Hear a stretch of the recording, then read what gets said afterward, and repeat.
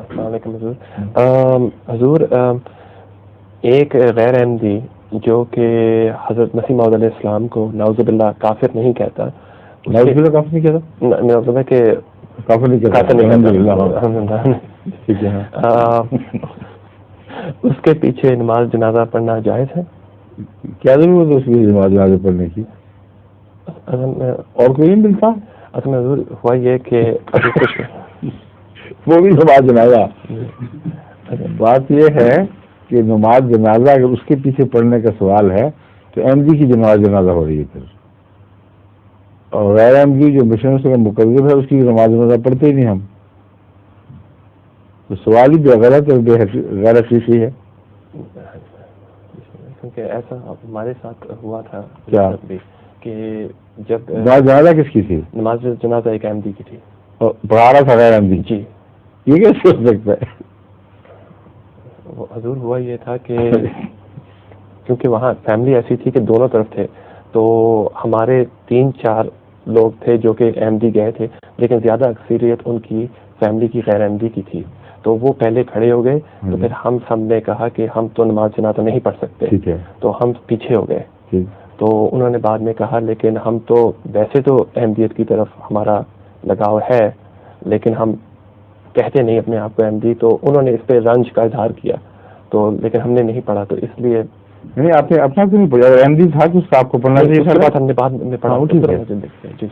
حضرت مسیح صلی اللہ علیہ وسلم نے بات بہت کھول دی ہے کہ اگر وہ یہ بات لوگوں کے سامنے کہنے کی جرت رکھتے ہوں کہ ہم احمدی تو نہیں ہوئے مگر حضرت مرزا صاحب اپنے دعووں میں سچے تھے, وہ جھوٹے انسان نہیں تھے, اگر یہ بہادری کے ساتھ عوام الناس میں یہ کوئی تصدیق کر سکے تو اس کے پیچھے نماز پڑھ سکتے ہیں, اس کی نماز جنازہ بھی پڑھ سکتے ہیں. کیونکہ بیعت کرنے کی شرط نہیں رکھی مسیح صلی اللہ علیہ وسلم نے, تصدیق کی شرط رکھی ہے, مکذب کے پیچھے نہیں ہو سکتی.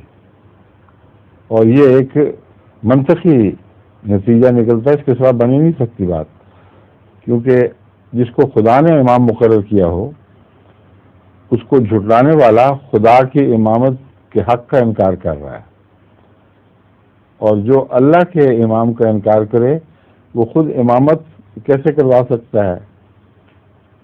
اس کی اپنی امامت کینسل ہو جاتی ہے فوراً.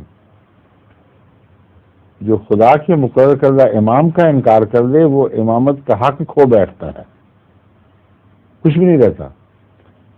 اور اگر اس میں اتنی ضرورت ہو کہ وہ امام کا انکار کر رہا اور جو خدا کے مقرر کردہ امام کو مان گئے ہوں تو ایسی بزدلی دکھائیں کہ یہ تو ضرورت سے خدا کے مقرر کردہ امام کا انکار کر رہا ہے, ہم لوگوں کے مقرر کردہ امام کا نہیں کر سکتے.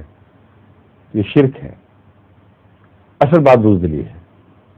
اس کے نیچے باقی سب بدانت کے قصے ہیں کہ ان کو لنج نہ پہنچے, یہ نہ پہنچے.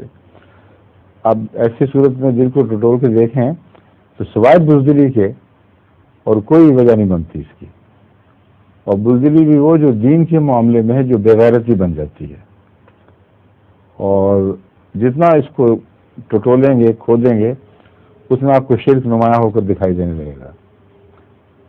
دو ٹوک بات ہے, خدا کی طرف سے امام مقرر ہوا کہ نہیں, ہو گیا, آپ اس کو مانتے ہیں.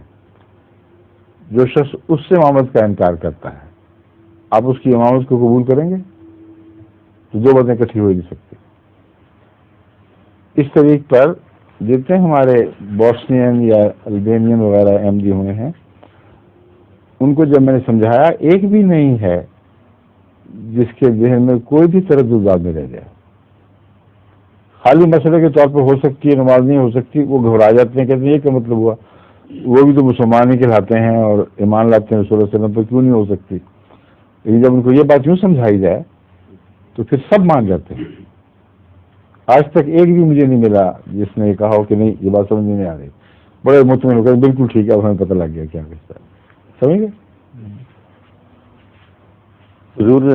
ظہور مہدی آخر زمان